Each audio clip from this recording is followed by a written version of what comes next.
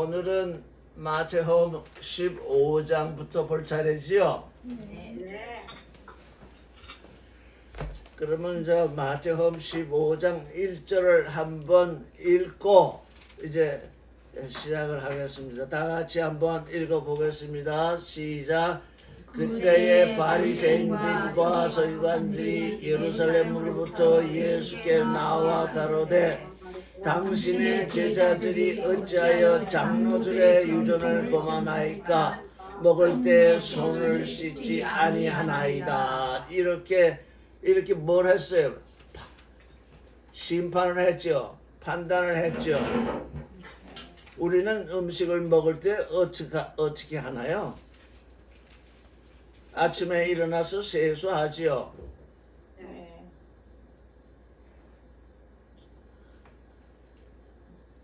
그 세수할 때 다 손도 씻죠. 지금 이스라엘의 그 지금 이 장로들이 바리새인과 서기관들이 예루살렘으로부터 예수께 나와서 묻기를 당신의 제자들이 어찌하여 장로들의 유전, 교리죠, 교리, 장로들이 전해온 그 교리를 범합니까? 빵을 먹을 때 손을 씻지 아니합니다. 이렇게 얘기를 하니까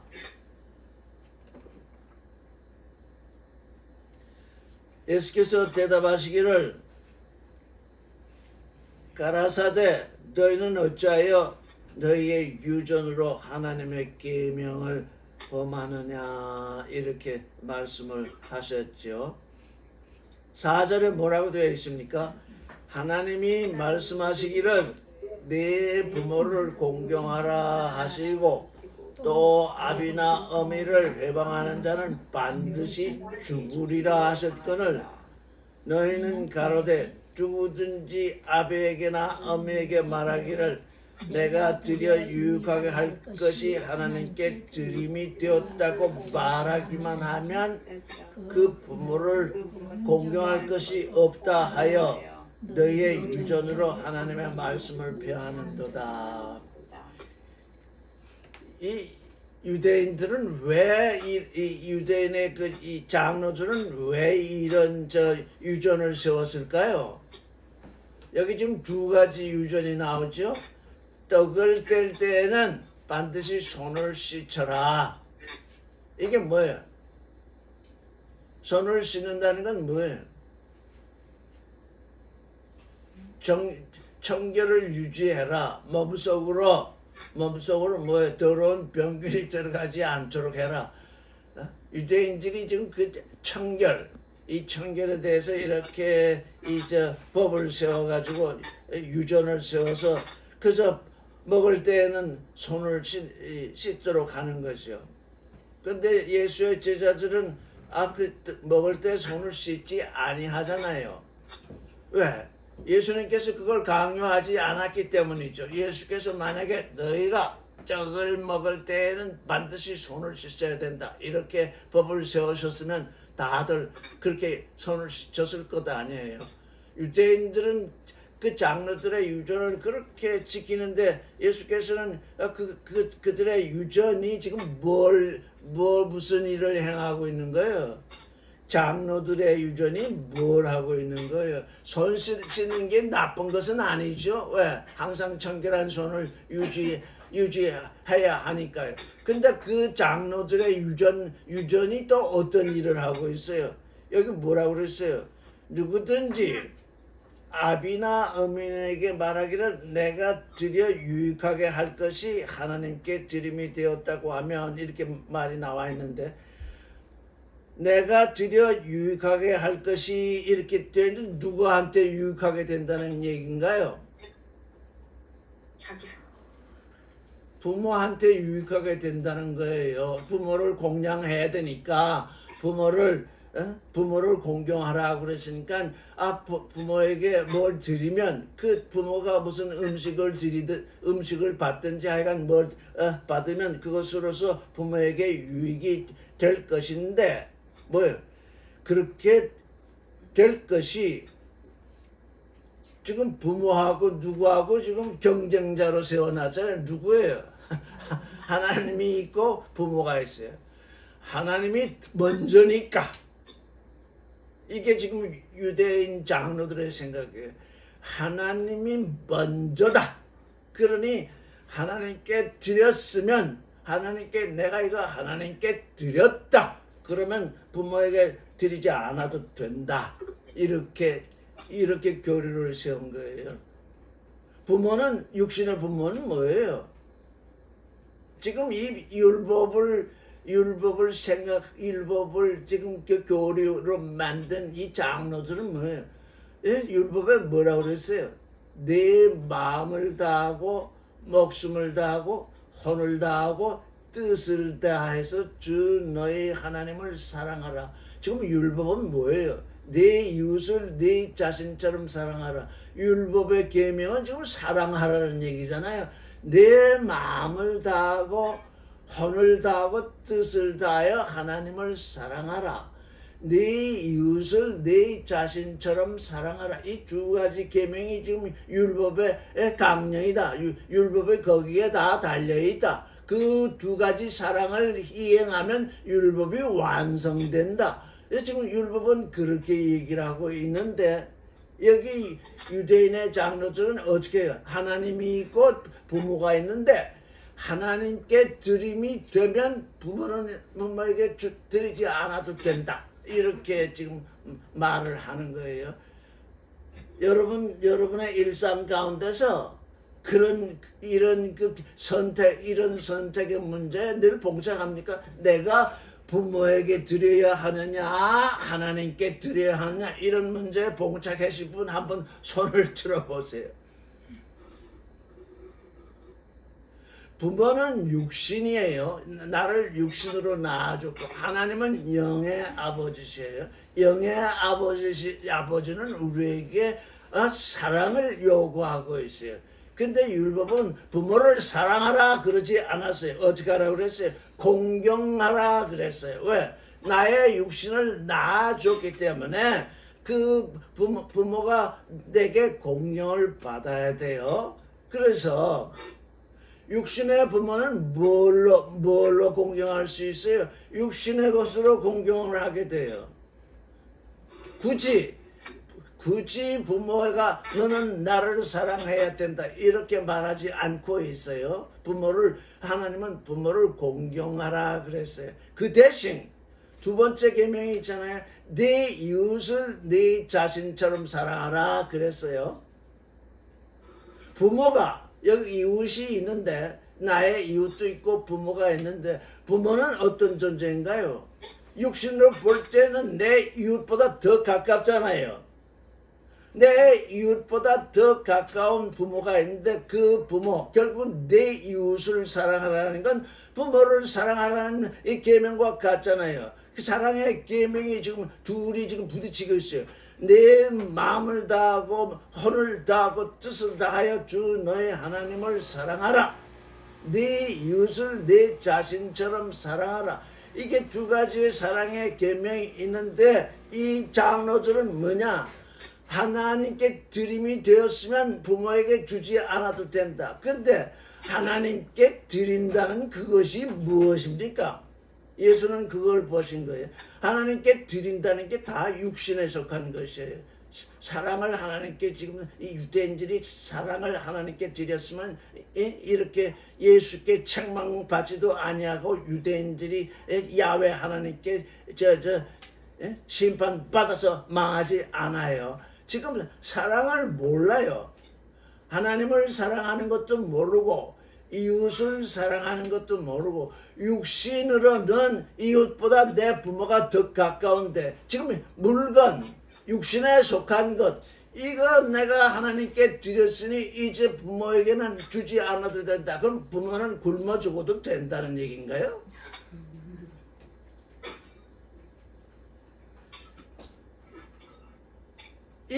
이 사랑의 계명을 이해하지 못하고 뭐라고 해요? 하나님께 드림이 되었다.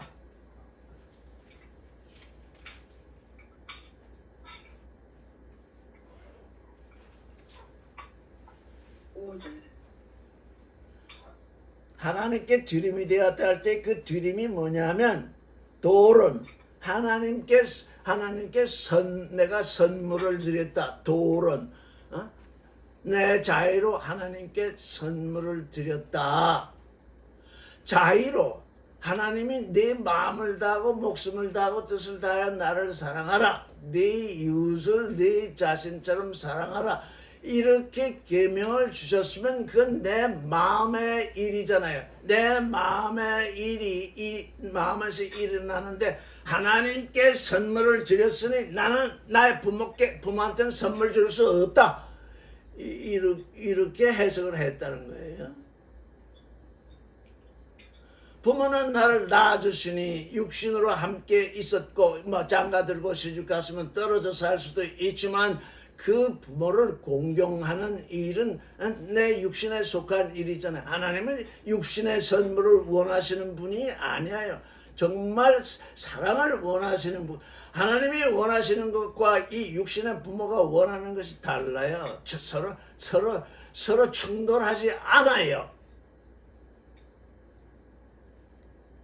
근데 충돌하는 거로 여겼어요. 육신의 것으로 충돌하는 것으로 여기고 한다는 얘기가 하나님께 드렸으니 더 높으신 분에게 드렸으니 부모에게는 안 해도 된다. 이게 율법의 장로들이 세운 유전이에요.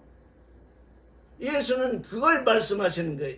너희가 음식을 먹을 때 손을 씻는 거 그게 나쁜 것은 아니다. 나쁜 것은 아니에요. 왜? 정결을 유지하니까. 근데 그게 무엇에서 부딪히는 거예요? 하나님과는 상관이 없어요.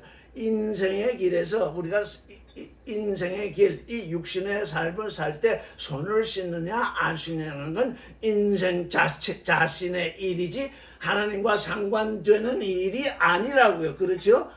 손을 씻는 사람은 하나님의 아들이고 손을 씻지 않은 사람은 하나님의 아들이 아니다. 이렇게 말할 수가 없잖아요. 이렇게 될 수가 없어요. 그런데 장로들은 그렇게 법을 세워놨다 이거예요. 빵을 먹을 때는 손을 씻어야 된다. 그건 육신의 일이다. 그런데 그 육신의 일이 확장이 돼가지고 하나님께 뭘 선물을 드린다고 그러는데 하나님이 원하시는 선물이냐면 전혀 아니에요.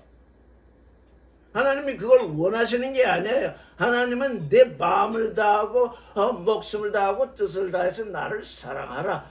그거 하나 요구하시는 거예요. 근데 딴 짓을 하고 있는 거예요. 그래서 예수께서 뭐라고 지금 말씀하시는 거예요? 그러니까 제자들이 손을 씻지 않고 빵을 먹으니 그걸 타박하잖아요. 내가 그들이 생각해 바리새인과 서기관들은 지금 하나님을 섬긴다고 아주 섬기는 사람들 중에서도 아주 잘 섬긴다는 사람들이잖아요. 우리가 하나님을 섬기는 존재들인데 우리는 빵을 먹을 때 손을 씻는다. 근데 당신 제자들은 손도 안 씻고 빵을 먹는다. 그러니 하나님을 섬기는 존재들이 손도 안 씻고 빵을 먹을 수 있냐? 지금 이 얘기잖아요. 이게 얘기가 되는 얘기입니까? 얘기가 전혀 안 되는 얘기예요. 그런데 장로들이 그런 유전을 세워놨기 때문에 그렇게 해야 된다고 생각하고 그렇게 지켜왔기 때문에 지금 그걸 탓하는 거예요. 그랬더니 예수께서는 아예 본질적인 질문을 던지잖아요. 그러면 너희는 손을 씻는 유전을 그렇게 지키면서 장로들이 세운 그 유전, 빵 먹을 때는 손을 씻어라. 그 유전을 그렇게 지키면서 너희의 유전이 또 무슨 짓을 하느냐? 네 부모를 공경하라 하신 그 말씀을 지금 너희가 폐한다. 왜? 하나님께 선물을 드렸으면 부모에게는 아무 짓도 안 해도 된다. 부모에게 드려야 할 공경해야 할 그 일을 하지 아니한다. 부모를 공경할 것이 없다. 해서 너의 유전으로 하나님의 말씀을 폐한다. 이게 이게 모든 종교인들이 행하는 일이에요. 뭐 우리가 잘 생각해 보세요. 장로들이 이 유전을 세울 때는 하나님을 잘 공경하려고 세웠을 것 아니에요? 너희가 하나님께 오는데 손도 안 씻고 얼굴도 안 씻고 더러운 모습으로 하나님께 오겠느냐, 이런 생각을 했을 것이 아니에요. 또 너희가 음식을 먹을 때 더러운 손으로 먹으면 배에 들어가서 배탈이 날 것이 아니냐, 그러면 하나님께 그게 영광이 되겠느냐, 뭐 이렇게 생각을 했을 거예요. 그래서 이게 뭐냐, 사람의 생각. 여러 사람이 모여서 생각을 하는데 손을 씻고 빵을 먹어야 된다. 이게 우리가 하나님 앞에서 기본적으로 우리가 행할 일이다. 뭐 이렇게 생각했을 것 아니에요. 그래서 그가 유전이 된 거예요. 교리라는 게 다 그렇게 해서 나오는 거예요. 교회라는 것마다 법이 있어요. 자기 교회법이라는 게. 그래가지고 거기서 막 수많은 법이 나와요. 같은 실수를 3번 하면 교회에서 내쫓는다. 뭐 이런 법도 있다고요. 왜?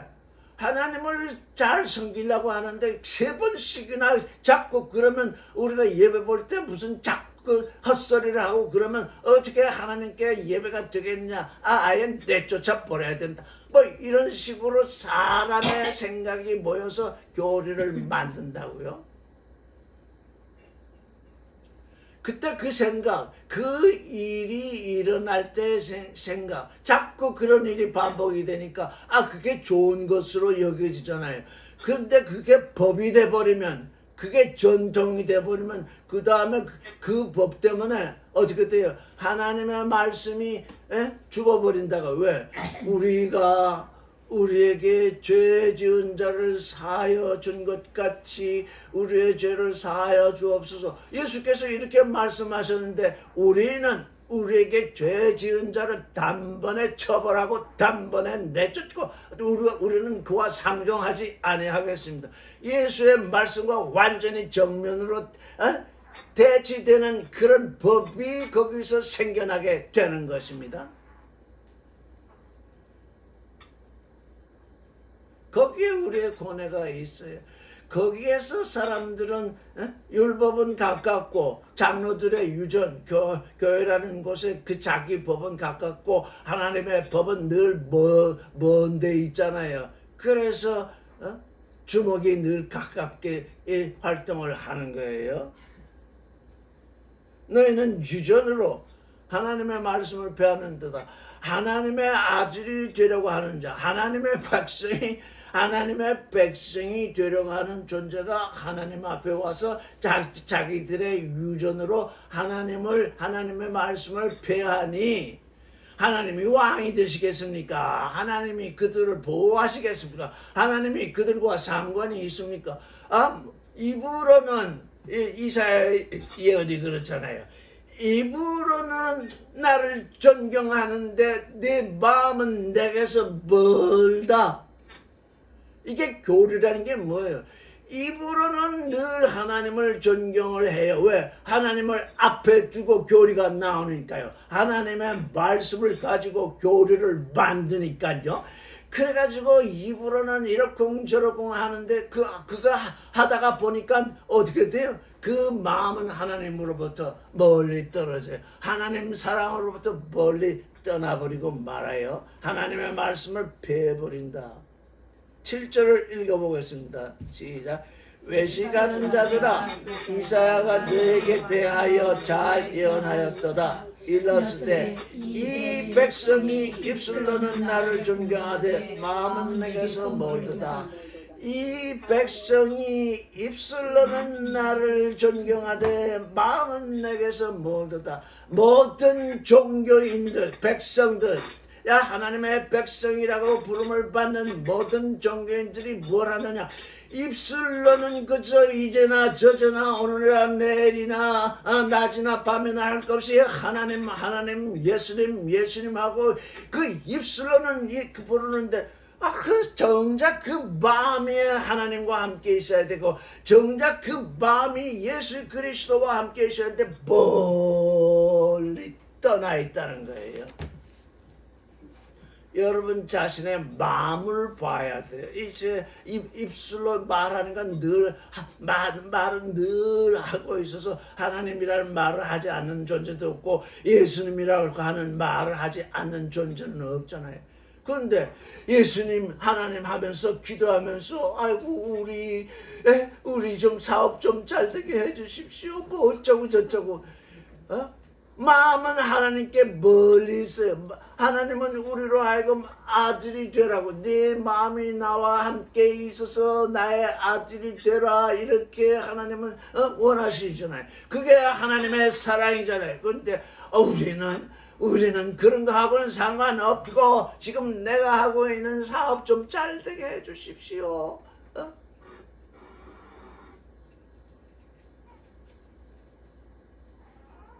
내가 하는 이 육신의 일 이것 좀 잘 되게 해주십시오.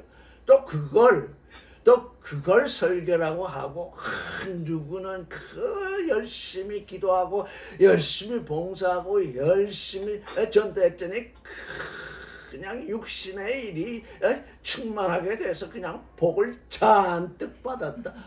다들 그렇게 얘기를 하잖아요. 그게 뭐야? 입술로는 나를 존경하는데 마음은 내게서 멀다. 아들이 되려 하지 않는다. 사랑을 모른다.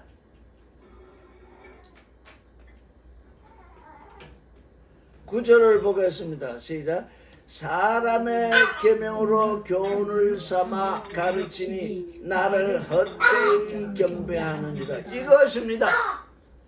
사람이 우리가 말씀을 로고비전, 말씀이 우리 안에 드러나서 우리에게 어떻게 해야 하나님의 아들의 실존을 이룬다고 하는 그 계시를 놓치고 사람의 계명으로, 사람의 교리로 교훈을 삼아 가르치니 그게 헛되다. 나를 헛되이 경배하는 것이다.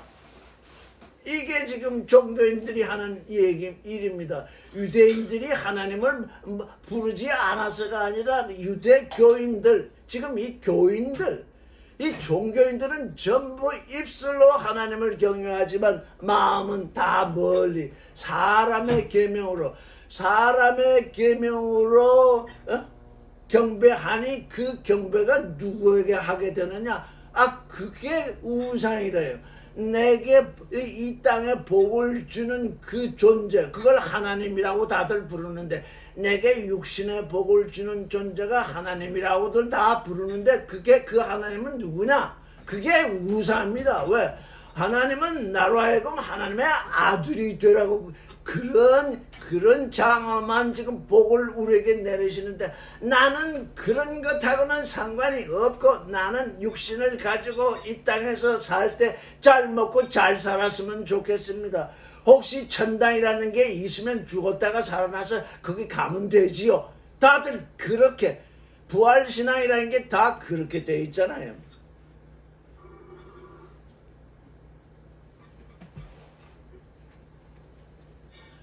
여러분의 마음이, 우리의 마음이, 내 마음이 하나님과 하나 되는 그 일, 그게 늘 하나님과 함께 있는 일이잖아요. 그주와 함께 산다.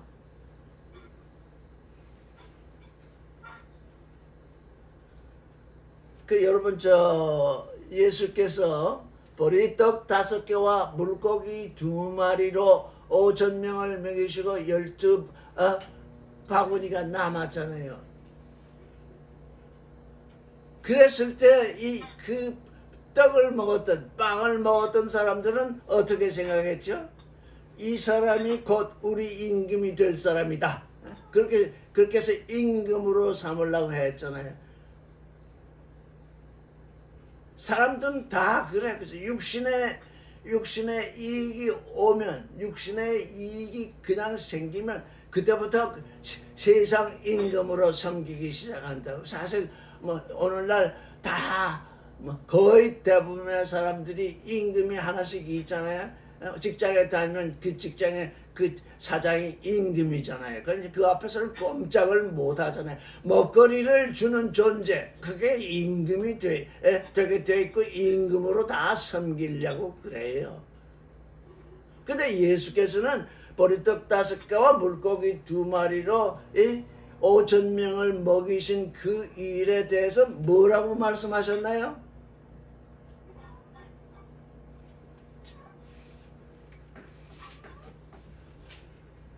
요한복음을 한번 찾아보겠습니다. 이게 지금 우리에게서 연결이 돼야 되니까.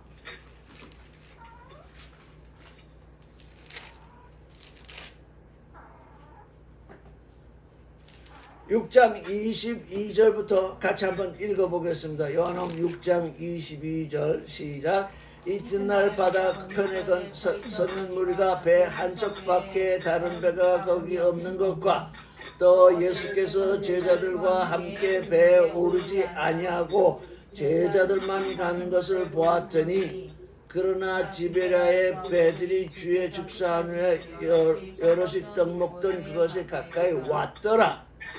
무리가 거기 예수도 없으시고 제자들도 없음을 보고 곧 배를 타고 예수를 찾으러 가버나움으로 가서 바다 건너편에서 만나 라비여 어느 때 여기 오셨나이까 하니 예수께서 대답하여 가라사대 내가 진실로 진실로 너에게 이르니 너희가 나를 찾은 것은 징조를 본 까닭이 아니요 떡을 먹고 배부른 까닭이로다. 지금 유대인들이 이 떡을 먹고 배불렀기 때문에 그래서 예수를 이제 더욱더 쫓아다니는데 너희가 나를 찾는 것은 징조를 본 것이 아니라 떡을 먹고 빵을 먹고 배부른 까닭이다. 그러면 무슨 징조를 보았어야 한다는 것입니까? 예수께서 지금 보리떡 5개와 물고기 2마리로 5,000명을 먹이신 그 일은 다른 일이 아니라 징조를 베푸신 일이에요. 그러면 무슨 징조를 유대인들은 무슨 징조를 보아야 했던 것입니까? 바로 뒤에 나오죠. 27절. 썩는 양식을 위하여 일하지 말고 영생하도록 있는 양식을 위하라. 이 양식은 인자가 너희에게 주리니 인자는 아버지 하나님의 인치신 자니라. 지금 보리떡 5개와 물고기 2마리로 5,000명을 먹으시고 12바구니가 남았는데 그 일을 행하신 예수는 그걸 무슨 징조로 삼았느냐 하면 무슨 징조예요? 썩는 양식을 위해서 일하지 말고 영생하도록 있는 양식을 위하여 일하라. 이걸 보여주시기 위해서 그 일을 행하신 거거든요. 근데 우리 인생들이 그렇게 볼 수 있나요? 보리떡 5개와 물고기 2마리로 5,000명이 먹었는데 와 굉장하다. 그래서 예전에도 제가 한번 얘기를 했죠. 어느 사람이 공중 기도를 하는데 병이에 기적을 내리소서 이렇게 그냥 눈에 보이는 거 육신의 눈에 보이는 그 너머에 있는 거를 보라는 얘기잖아요. 그게 뭡니까? 그게 썩는 양식을 위하여 일하지 않고 말고 영생하도록 위하여 있는 양식을 위하여 일하라 이렇게 얘기하잖아요. 근데 영생하도록 있는 양식이 뭔가 하고 또 말씀하시기를 28절에 저희가 묻되 우리가 어떻게 하여야 하나님의 일을 하리까? 예수께서 가라사대 하나님의 보내신 자를 믿는 것이 하나님의 일이라 하시니 저희가 묻되 그러면 우리가 보고 당신을 믿게 하는 징조가 무엇이니까? 또 징조를 찾고 있습니다. 보리떡 5개와 물고기 2마리로 5,000명을 먹이신 그 일이 얼마나 큰 징조입니까? 근데 또 그 징조를 보지 못하고 또 다른 징조를 구하고 있습니다. 유대인들이 말하기를 하늘에서 저에게 떡을 먹게 하셨다 한것 같이 우리 조상들은 광야에서 만나를 먹었나이다. 이런 광야에서 우리 조상들이 만나를 먹었으니 어떻게 하라는 겁니까? 이제 우리 조상들이 광야에서 만나를 먹었던 것처럼 계속해서 만나를 먹는 그런 징조를 베푸시옵소서, 이런 얘기잖아요. 예수께서 이르시되 내가 진실로 너에게 이르노니 하늘에서 내린 떡은 모세가 준 것이 아니다. 오직 내 아버지가 하늘에서 내린 참 떡을 너에게 주시나니 하나님의 떡은 하늘에서 내려 세상에게 생명을 주는 것이라. 이렇게 말씀하시니까 잘 됐다. 저희가 지금 육신의 귀로 들으니 저희에게 지금 떡을 주시겠다고 지금 하시는 거잖아요. 저희가 가르되 주여 이 떡을 항상 우리에게 주소서. 지금 종교인들은 다 원하는 게 뭡니까? 이 떡, 모세가 광야에서 내렸던 그 만나, 그와 같은 떡을 항상 우리에게 주소서. 이렇게 얘기하니까 예수께서 가라사대 내가 곧 생명의 떡이니 내게 오는 자는 결코 줄이지 아니할 터이요 나를 믿는 자는 영원히 목마르지 아니하리라. 내가 생명의 빵이다. 예수께서 보리떡 5개와 물고기 2마리로 5,000명을 먹이신 그 징조는 뭘 나타내려고 하느냐? 예수 자신이 생명의 빵이다. 내가 생명의 빵이다. 이걸 나타내려 하시는데 이 유대인들은 계속해서 뭘 요구합니까? 우리에게 육신의 빵, 먹고 죽는 빵, 그걸 매일같이 우리로 하여금 먹게 하시옵소서. 지금 그렇게 얘기를 하잖아요.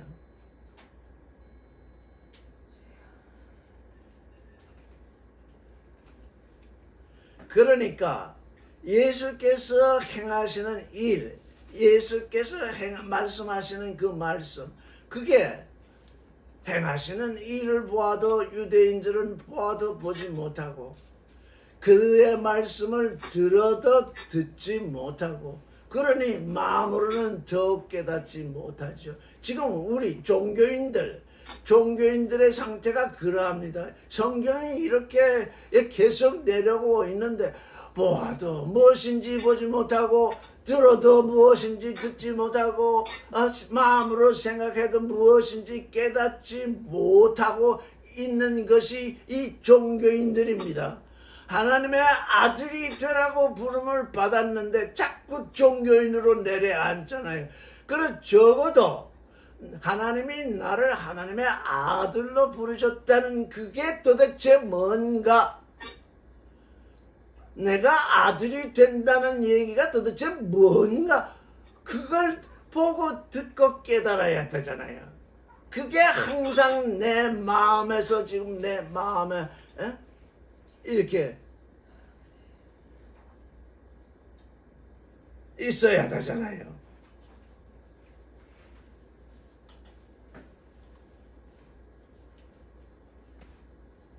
그래서 보리떡 5개와 물고기 2마리로 5,000명을 먹이셨다. 사람들이 그 일을 읽고 나서 마태복음만 쭉 따라 읽다 보면 요한복음에 또 다시 나오는데 그게 무슨 말인지 모르잖아요. 우리 주님이 그런 일을 행하신 것은 자신이 생명의 떡이라는 것을 그걸 보았을 때 보게 하시고 그걸 들었을 때 듣게 하시고 마음으로 깨닫게 하시려고 그 일을 행하셨구나. 이렇게 우리 마음에 품어지면 오병이어의 기적을 주시옵소서 이런 기도를 할 수가 없어요. 왜?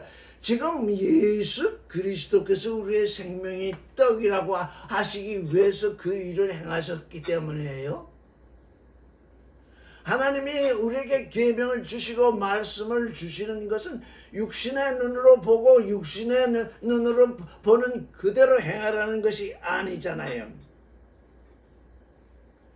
그래서 마태복음으로 다시 돌아가겠습니다. 15장 9절 사람의 계명으로 교훈을 삼아 가르치니 헛되이 나를 경배하는도다. 사람의 눈으로 본 것으로 교훈을 삼아 사람의 눈으로 본 것을 그냥 자기 육신의 눈에 본 것으로 교리를 삼아서 가르치니 하나님을 헛되이 경배하는 것입니다. 10절 같이 읽겠습니다. 무리를 불러 이르시되 듣고 깨달으라. 들으면 깨달아야 됩니다. 들었으면 마음에 그게 말씀이 내려와야 됩니다. 마음과 만나야 됩니다. 말씀의 씨알이 땅에 떨어져야 됩니다. 하늘로 날아다녀서는 안 됩니다. 말씀이 내 마음밭에 떨어져야지 공중에서 날아다니면 안 됩니다. 11절 입에 들어가는 것이 사람을 더럽게 하는 것이 아니라 입에서 나오는 것이 사람을 더럽게 하는 것이라. 여기 더럽게 한다는 것이 코이노, 속되게 한다 그런 뜻입니다. 입에 들어가는 것, 손을 씻지 않고 먹어도 입에 들어가는 것이 사람을 더럽게 하는 것이 아니라 입에서 나오는 그것이 사람을 더럽게 한다. 손으로는 우리 입으로 음식은 우리 입으로 먹죠. 손으로 집어서 입으로 먹습니다. 하나님의 말씀은 어디로 먹습니까? 귀로 먹습니다. 귀로 들어오는 것, 입에서 나오는 것, 입에서 나오는 그것이 사람을 더럽게 해요. 입에서 나오는 것이 사람의 귀로 들어가 가지고 그 사람을 더럽게 만드는 것입니다. 이렇게 예수께서 말씀하셨더니 제자들이 뭐라고 합니까? 이에 제자들이 나와 가로되 바리새인들이 이 말을 듣고 걸림이 된 줄 아시나이까? 걸림이 되었다 이렇게 번역된 말은 스칸달리죠. 오늘날은 그냥 스캔달이라고 되는데 뜻이 많이 변해 있죠. 스캔들. 이 바리새인들이 이 당신의 예수의 그 말씀 때문에 범죄한 것을 깨닫게 된 것입니까? 자기들이 범죄에 대해서 쇼크를 받았을까요? 그런 뜻입니다.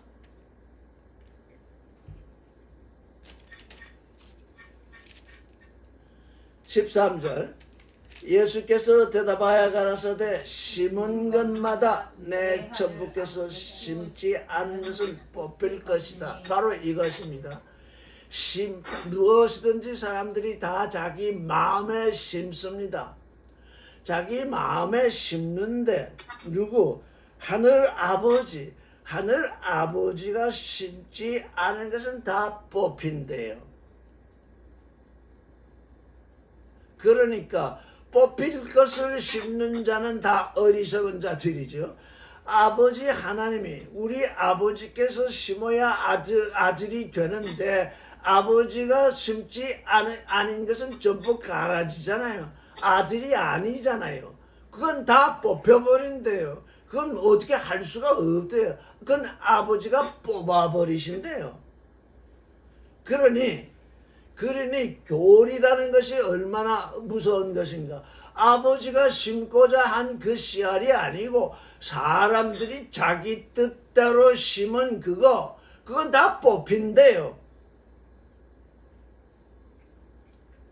그러니 우리가 이 말씀을 읽을 때, 성경 말씀을 읽을 때 여러 구절을 읽으려고 하지 않아도 좋아요. 한 말씀, 내게 내 마음에 와닿는 한 말씀, 그걸 품고 또 품고 하면서 이렇게 계속 기도 가운데서 그 말씀을 묵상하게 되면 그 말씀이 진주 이제 목걸이 같으면 이 목걸이의 한 고리와 같아가지고 그 한 말씀을 통해서 전부 다 연결이 되어 있기 때문에 다 풀리게 되어 있어요.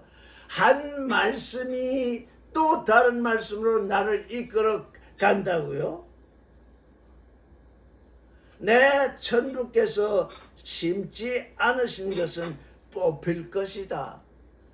종교인들이 심은 모든 것, 열심히 봉사해라, 열심히 기도해라, 열심히 뭐해라. 그게 아들로서 하나님을 사랑하는 아들로서 행하는 것이 아니라 내가 이렇게 해야 이 세상에서 복을 받는다. 그건 하나님과 상관이 없는 거잖아요. 자기 믿음이잖아요. 자기 일이잖아요. 하나님의 아들이 되는 일로서 무엇인가를 해야지 자기 일로서 행하는 건 하나님께 다 뽑힌대요.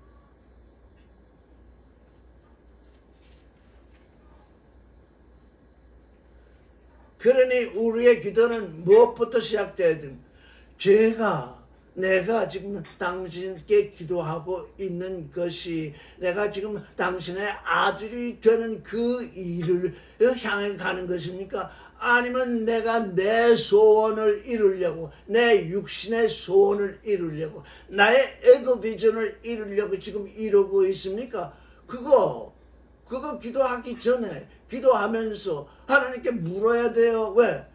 그냥 평생 기도했는데 지금 내 소원 이루어달라고 기도했으면 그거 뽑히는 거예요. 그냥.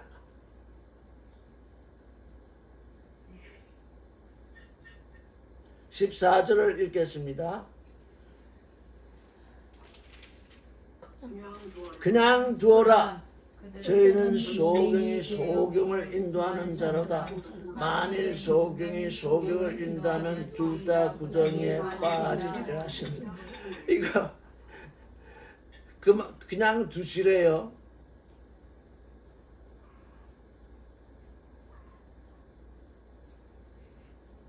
그때 그냥 두라 하는 말씀이 아피엠이에요. 아피엠. 그냥 두라. 억지로 무엇인가 할 수가 없다는 얘기잖아요. 그러니 또 그들을 끌으려고 아피엠이 그냥 내버려 두어라. 왜? 그들은 그게 좋아서 그 일을 하는데 그 일이 안 된다고 자꾸 해봤자 더 그들과 싸움만 할 뿐이요. 되는 일이 없다. 그냥 내버려 두어라. 그래서 소경이 소경을 인도하면 둘 다 구덩이에 빠진다. 이게 얼마나 불행한 일입니까? 인도자가 소경인데 소경이 본다고 자꾸 얘기를 하니까 그걸 쫓아다니는 사람도 소경이라 어떻게 된다는 거예요? 둘 다 구덩이에 빠진다. 이게 보아도 보지 못하는 거잖아요. 15절을 읽겠습니다. 베드로가 대답하여 가라되 이 비유를 우리에게 설명하여 주소서. 베드로는 지금 예수께서 비유를 말씀하시는 것을 알아들었어요. 비유인 것을 알아들었어요. 근데 그 비유가 무엇인지는 못 알아들었어요. 적어도 이것이 비유다. 라고 알아들었으면 이제 듣고자 하는 귀가 생기잖아요. 그래요? 소경이 소경을 인도하면 둘 다 구덩이에 빠진다. 그거 당연하잖아요. 소경이 소경을 인도하면 둘 다 구덩이에 빠진다. 그게 진리잖아요. 그게 확실하잖아요. 이렇게 하면서 그냥 결론을 내버리면 어떻게 된다는 거예요? 베드로처럼 묻지를 않는 거죠. 왜? 묻지를 못하잖아요. 이게 비유다.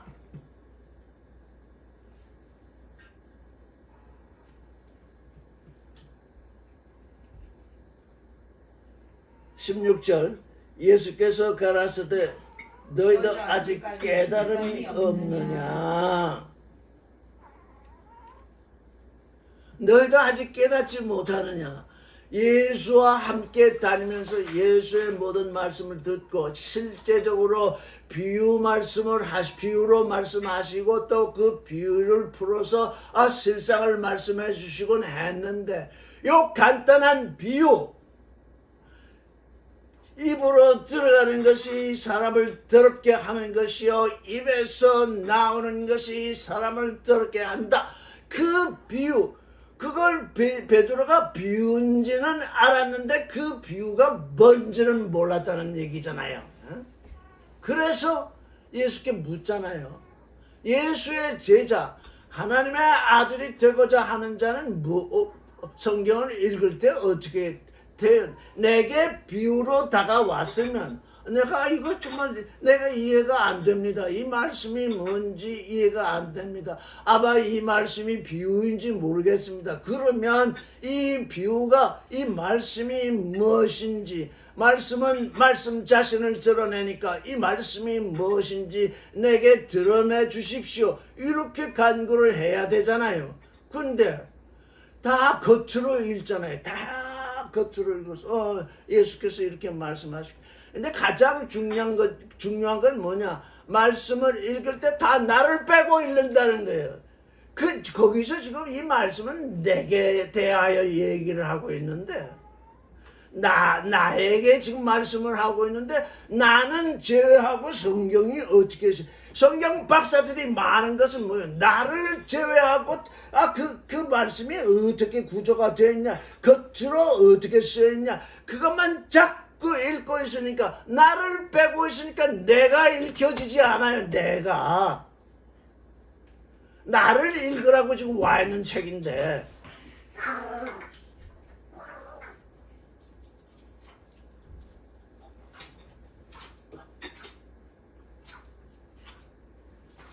내가 소경이에요. 내가 소경인데 또 소경이 소경을 인도하니 구덩이에 빠져요.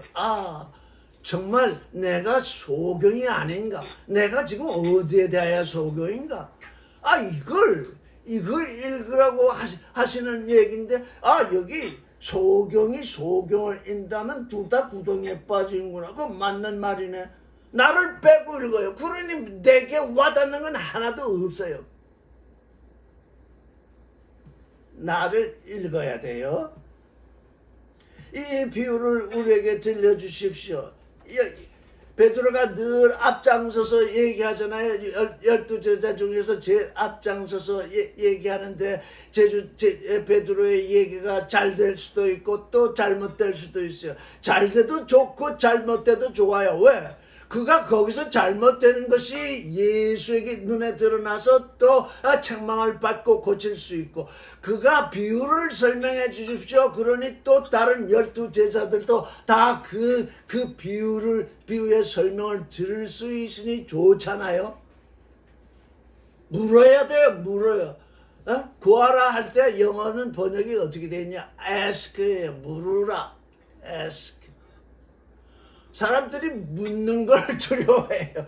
하나님이 우리를 아들로 삼으시려고 그러는데, 내가 아들 되는 일이 무엇인가요? 좀 물어야 되는데 묻는 걸 두려워해요. 다들 묻는 걸 두려워하고, 내가 아들이 되겠지. 안 묻질 않아요. 왜? 물으면 책망받을까 봐. 묻는 자에게 대답을 하시잖아요. 이 비유를 우리에게 설명하여 주십시오 했더니, 예수께서 16절, 예수께서 가라사대 너희도 아직 깨달음이 없느냐.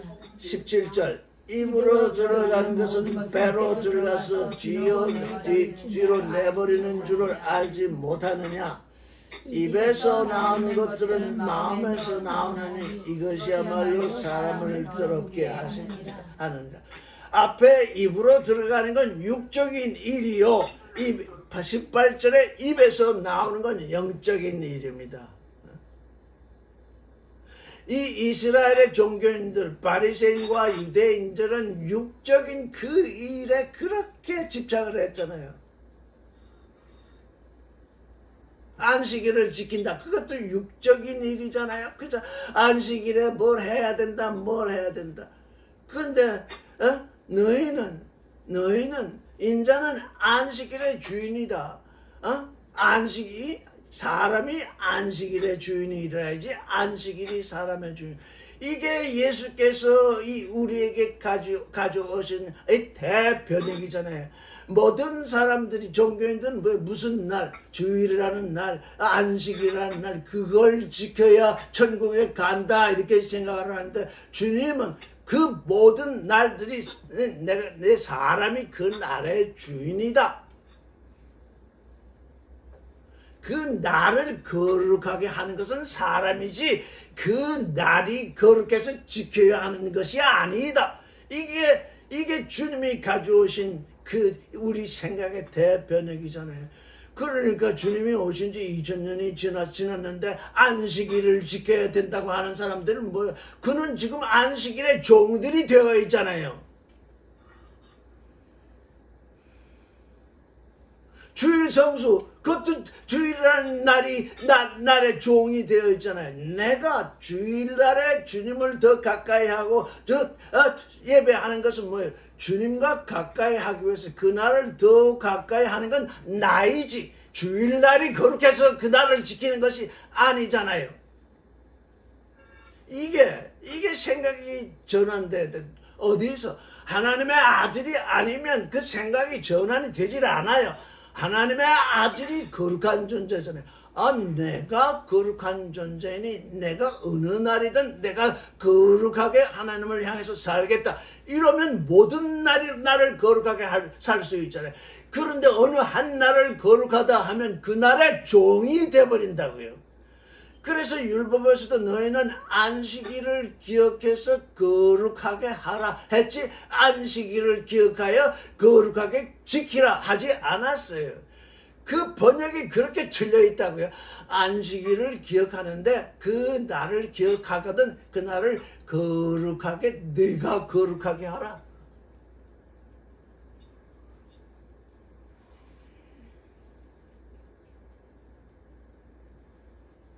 인생들은 모든 삶을 날이나 장소나 이런 거 그걸 딱 거룩하게 여기고 거룩한 존재. 그래서 성지라고도 부르는데, 성지라는 게 따로 있는 것이 아니라 내가 하나님의 아들일 때 내가 서 있는 그곳이 어때요?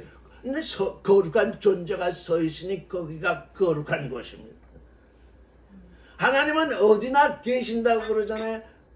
하나님이 어디나 계신 것은 내 안에 하나님이 와 계시니 내가 가는 그곳이 하나님이 계시요. 내 안에 계시니 그곳에 하나님이 계시잖아요.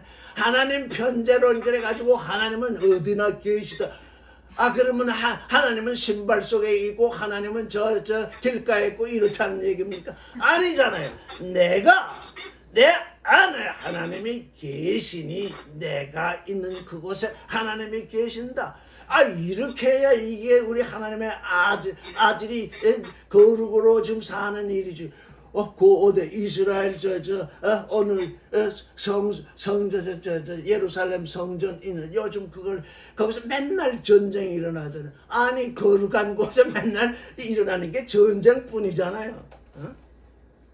왜? 거기 사는 존재들이 거룩하지 않아서 그래. 전쟁 좋아해서 그래.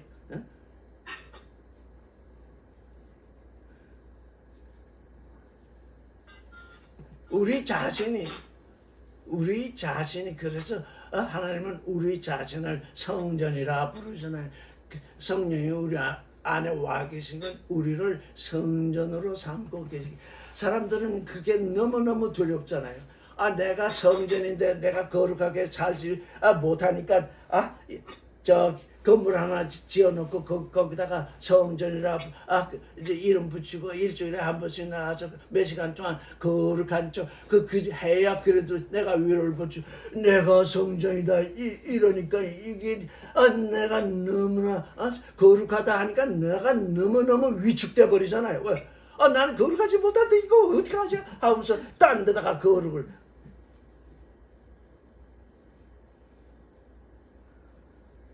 그래서 하나님의 아들이 되라는 거예요. 나는 하나님의 아들이다. 그렇게 여러분, 그 입으로 한번 선언을 해야 되겠어요. 다 따라하세요. 우리는 우리는 하나님의 아들들이다. 하나님의 아들들이다.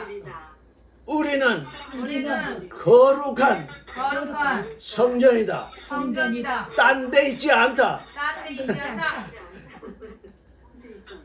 계속 사람들이 딴 곳. 그래서 뭐예요? 예수만 거룩한 걸로 하잖아요. 왜? 나와 상관이 없잖아. 예수만 거룩하시다.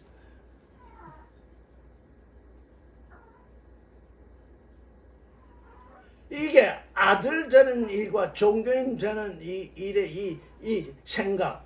그래서 하나님의 생각 속으로 우리가 들어와야 돼. 하나님의 생각은 내가 너를 거룩하게 한다. 이런 말씀이시잖아요.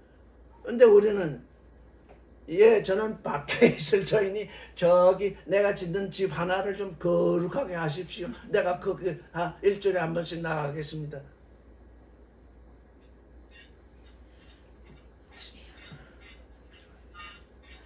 입으로 들어가는 모든 것은 육신의 것이잖아요. 다 배에서 소화돼서 뒤로 나가잖아요.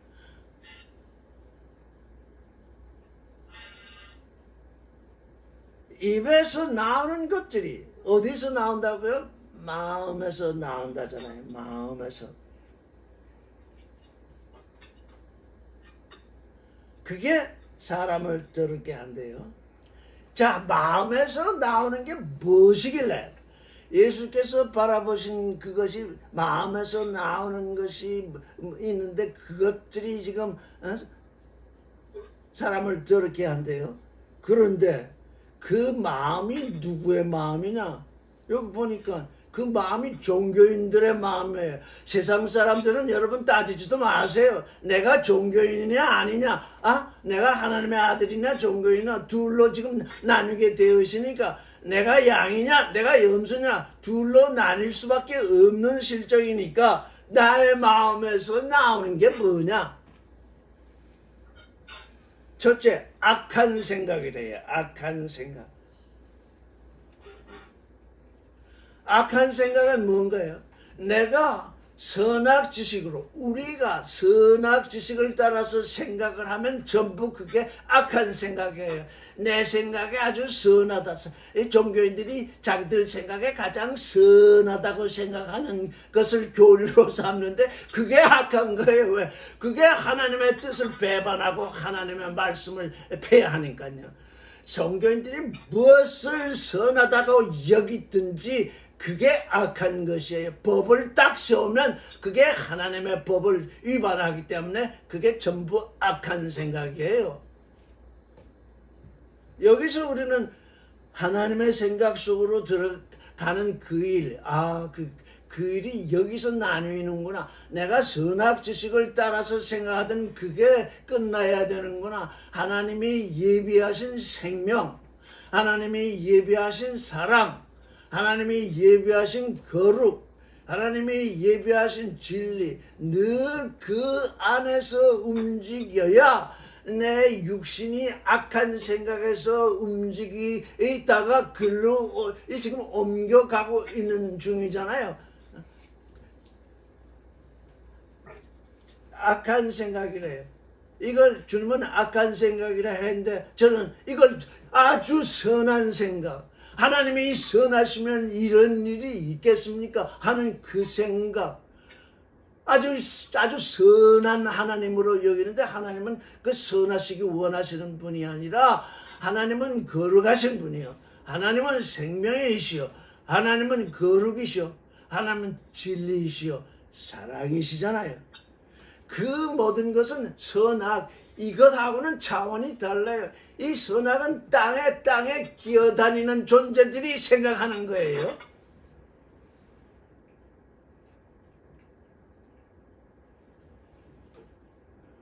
그 다음에 뭐예요? 그 다음엔 간음이잖아요. 간음 다음 뭐예요? 음란. 간음은 그냥 간혹 간음을 저지르는 거고, 음란은 뭐예요? 완전히 그냥 음란이 생활화된 거잖아요. 간음과 음란과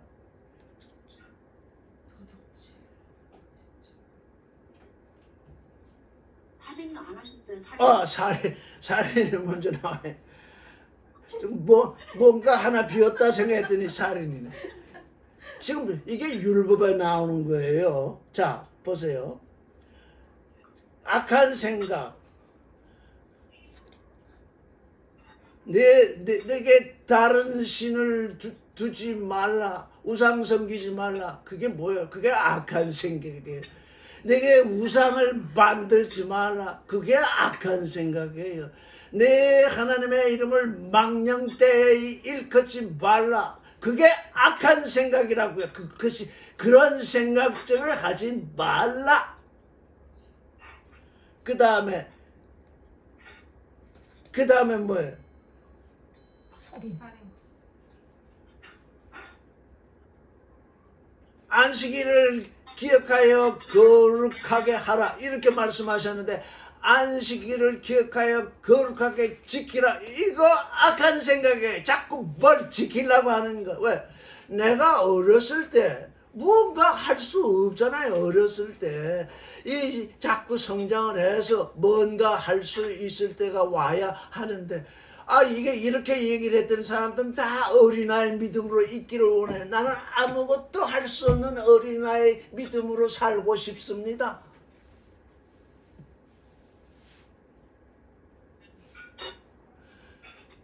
이제 네 부모를 공경하라. 그게 마지막에 나오는데 그건 나중에 뜨고 처음에 이제 맨 처음 뭐냐? 10계명에 뭐라고 나와 있어? 살인하지 말라. 내 부모를 공경하라. 다음에 뭐가 나오나? 제일 첫째 살인하지 말라. 그 다음에 뭐예요? 간음하지 말라. 세 번째 도둑질하지 말라.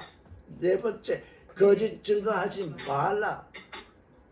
다섯 번째 탐내지 말라. 이게 다 율법이 왜 나왔다는 것입니까?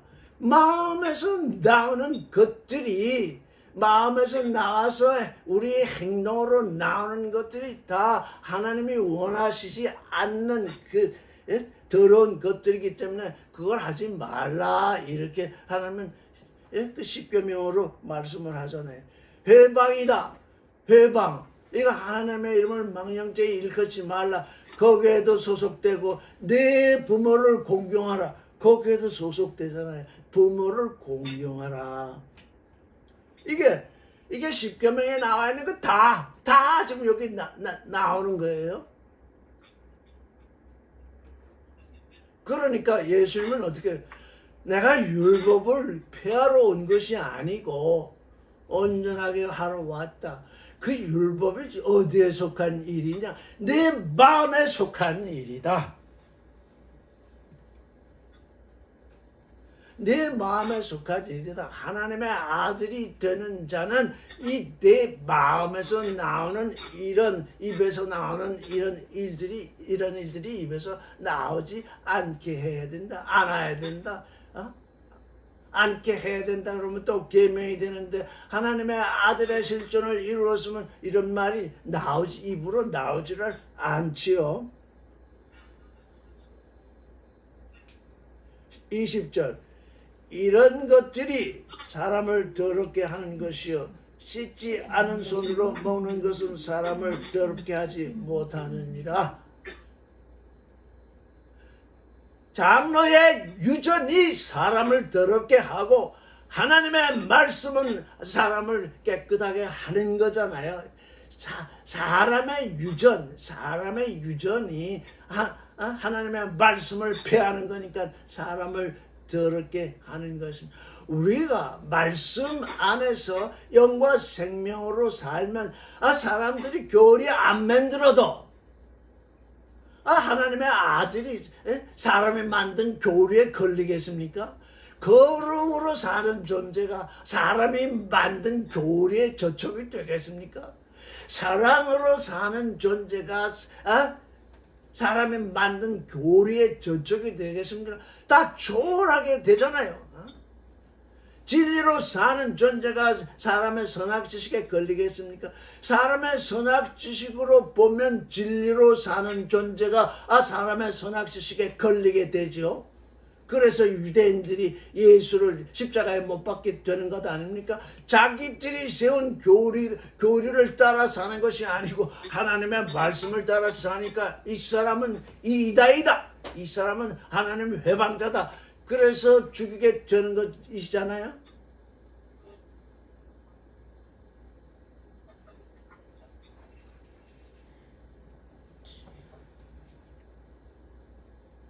(21절) 예수께서 거기서 나가사 두로와 시돈 지방으로 들어가시니 가나안 여자 하나가 그 지경에서 나와서 소리질러 가로되 주 다윗의 자손이여 나를 불쌍히 여기소서 내 딸이 흉악히 귀신을 들렸나이다 하되 예수는 주 다윗의 자손이여 나를 불쌍히 여기소서.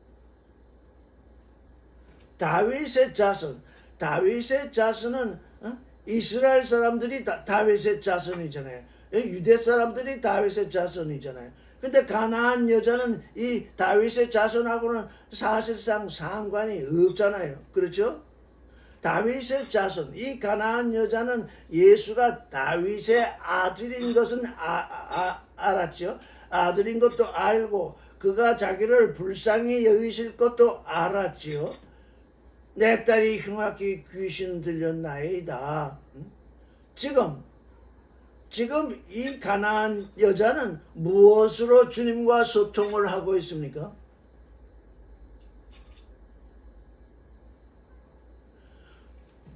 믿음은 들음에서 나고 들음은 뭐라고요? 예수 그리스도의 말씀 레마로 말미암는다. 그런데 이 여자는 자기 딸을 뭘로 낳게 하는 것입니까? 소리 지르잖아요. 예수의 귀에 소리 지르잖아요. 예수의 귀에 소리 질러서 주 다윗의 자손이요. 당신은 다윗의 자손입니다. 나와는 상관이 없습니다. 많은 당신이 다윗의 자손인 것은 내가 알고 있습니다. 그런데 다윗의 자손인 즉 다윗의 자손은 이미 나를 불쌍히 여길 수 있습니다. 이게 지금 이 여자가 알고 있는 이 성경이잖아요. 이 가나안 여자도 지금 이 구약은 알고 있는 거잖아요. 왜? 다 지금 예수가 다윗의 자손이라고 다들 수군거리고 있었잖아요. 그가 다윗의 자손이다. 그가 병을 고쳐주시는 능력을 가지고 있다. 그런데 이 가나안 여자는 다윗의 자손이 아니잖아요. 다만 지금 그분이 자기를 불쌍히 여길 수 있는 존재인 건 알고 있어요. 알고 있기 때문에 어떻게 해야 돼요? 소리를 지르잖아요. 소리를 질러서 예수의 귀에 들리게 하잖아요. 예수께서 그걸 들을 수가 없어서 하는 소리 지르는 게 아니잖아요. 이 여자의 처절한 그 심정으로서는 소리를 질러서 예수께서 자기를 둘러보도록 불쌍히 여기도록 하고자 하는 그 마음으로 지금 소리를 지르고 있잖아요. 여러분, 기도를 너무 조용히 해도 안 됩니다. 소리를 지르세요. 혼자 있을 때 소리 지르면 남이 안 들으니까 괜찮아요. 예전에는 그냥 여기저기서 소리를 질러서 그냥 기도를 해야 된다고 했는데 그러지 말고 혼자 있을 때 내가 이렇게 안 되고 있습니다. 주님 나를 불쌍히 여기시옵소서. 여기 불쌍히 긍휼, 내가 긍휼을 원하노라. 나는 제사를 원치 아니하고 긍휼을 원한다 할 때 그 긍휼이거든요. 나를 하나님이 원하시는 걸 알고 있잖아요. 하나님은 모든 사람을 긍휼히 여기시는데 하나님의 아들도 긍휼히 여기실 걸 알고 나를 긍휼히 여기시옵소서. 이렇게 소리를 질렀잖아요. 여러분도 해결되는 일이 없으면 긍휼히 여기시는 주님께 소리를 질러서 구하세요. 그렇다고 아무데나 나가서 소리 지르 그런 얘기가 아니죠. 내 안에 소리 정말 절절하면 내 목소리로 그게 나와요. 안 나오면 아직도 소원이 절절한 것이 아니에요.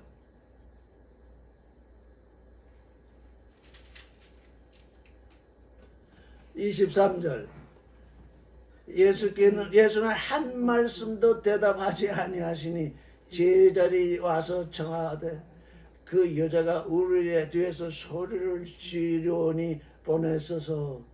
여기 제자들이 도와주잖아요. 예수께서 한 말씀도 아니하시니까.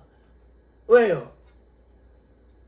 제자들이 그 소리를 듣기를 원하셨잖아요. 가난한 여자가 예수께 소리를 지르지만 제자들의 귀에도 소리가 들리잖아요. 예, 이 제자들이 이 소리를 어떻게 듣고 있는가? 주위에서 안타깝게 뭔가 기도하고 뭔가 소원을 부르짖으면 하나님의 아들들이 옆에서 듣고 있잖아요.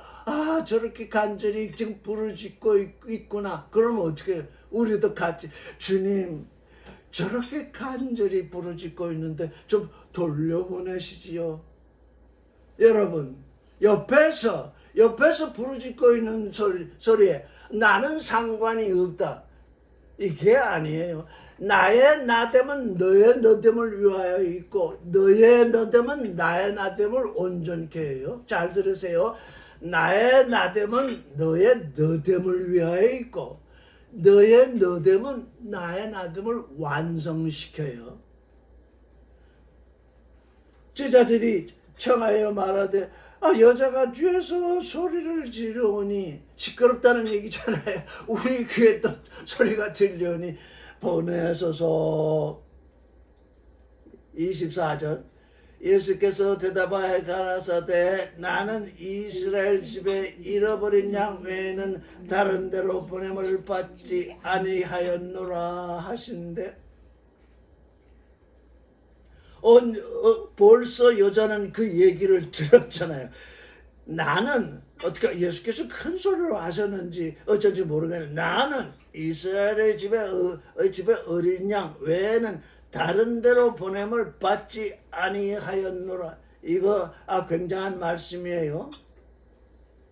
25절 여자가 와서 예수께 절하여 가로되 저를 도우소서. 대답하여 가라사대 자녀의 떡을 취하여 개들에게 던짐이 마땅하지 아니하니라.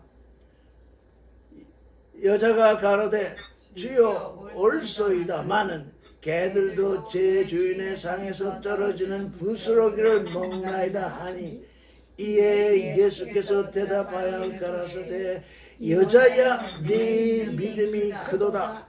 내 소원대로 되리라 하시니 그 시로부터 그의 딸이 나았습니다. 여기 여자야 내 믿음이 크도다 이렇게 번역이 되는데 영문 성경도 그 빼뜨렸더라고요. 뭘? 막 그걸 못 들었을까요? 예수께서 지금 놀라시는 거죠.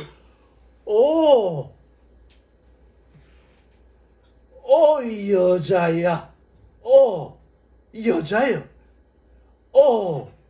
그 나이 메갈레수 헤피스티스. 예수께서는 이 믿음이 큰 자를 보실 때마다 안심하라 소녀야 뭐 이렇게 그 말씀을 하시는데 이때 예수께서는 오라는 감탄을 하시잖아요. 뭐가 옵니까? 내 믿음이 크다. 예수께서 지금 잠잠히 계신 것은 뭐예요? 여자의 큰 믿음이 지금 드러나도록 참고 계신 거잖아요. 우리에게서 뭐가 잘 이루어지지 않고 있어요. 막 부르짖어도 이루어지지 않고 막 이러는데 옆에서 도와주잖아요. 제자들이 도와주잖아요. 좀 이제 돌려보내 주십시오. 그랬더니 예수께서 또 한 수 더 떠서 나는 이스라엘의 집에 어린 양 외에는 다른 데로 보냄을 받지 아니하였다. 이건 다음 주에 자세하게 말씀을 드리려고 합니다만 이스라엘의 무슨 양? 잊어버린. 잃어버린 양. 여러분이 잃어버린 양이 아니고 잃어버린 염소면 하나님은 찾지 아니하십니다. 잘 들으세요. 여러분이 잃어버린 양, 잃어버렸다. 왜 찾으십니까? 이스라엘이 진짜이기 때문에. 다만 잃어버려졌기 때문에. 이거 아주 중요해요. 이게 지금 하나님의 아들 되는 존재들이 자기 인식이 어떻게 되어야 하는가. 내가 잃어버려졌다. 근데 실제 나는 뭐였느냐? 실제 나는 진짜였다. 진짜였는데 내가 내 마음대로 하다가 이루어졌다. 이루어졌기 때문에 하나님은 다시 그 이루어진 존재, 왜? 진짜였으니까, 진짜이니까 찾아서 이제 하나님이 원하시는 아들로 지금 지으신다는 얘기잖아요. 이건 이 세상의 모든 종교에서 말하는 것이 아니라 하나님만이 말하는 것입니다. 너는 진짜다. 그런데 이루어졌다. 그러니 어떡하냐? 내가 너를 찾는다. 진짜가 찾아지면, 이루어졌다 찾아지면 어떻게 돼? 우와! 나는 찾아진 존재다. 이것을 인식해야 되는 것입니다. 아직도 그리스도 앞에까지 와서 내가 찾아진 존재인지 이루어진 존재인지 그게 애매하게 있으면 안 됩니다. 그래서 찾아진 존재가 곧 하나님의 모양을 담게 되는 성전인 것입니다.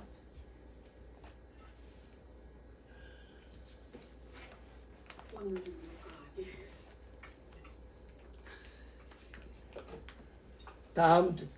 다음 주에 24절부터 다시 한번 새로운 관점에서 조명을 해보겠습니다. 자, 여러분, 저를 보세요. 여러분은 다 찾아졌습니다. 원래 진짜입니다. 찾아졌습니다. 찾아졌으니 찾아서 하나님이 뭘 하시겠어요? 그 안에 하나님의 모양, 곧 신성, 아들을 그 안에 지금 낳으시겠다고 지금 우리를 찾으신 것입니다. 찾아졌습니다. 그러니까 우리는 이제 하나님 앞에서 내가 아들로서 반드시 아들로서 서야 되겠다. 이건 찾아진 존재의 생각이 바로 그러한 것입니다. 여기까지 하겠습니다. 네, 고맙습니다.